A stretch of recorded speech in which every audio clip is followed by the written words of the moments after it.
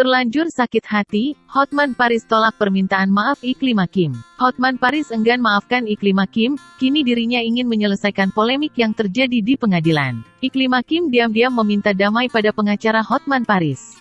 Padahal sebelumnya, wanita cantik itu sempat menuduh suami Agustiane Marbun itu melakukan pelecehan. Karena tuduhan itu Iklim Hakim dan Hotman Paris telanjur berseteru seperti saat sekarang ini. Hotman Paris tak terima mendapat tuduhan demikian dari sang mantan asisten pribadi Aspri. Terlebih Hotman Paris juga sakit hati saat disebut punya kelainan oleh kuasa hukum Iklim Hakim, Rasman Arif Nasution. Awalnya, Bak sudah percaya diri tudingannya benar. Rasman Arif Nasution dan Iklim Hakim membuat konferensi pers.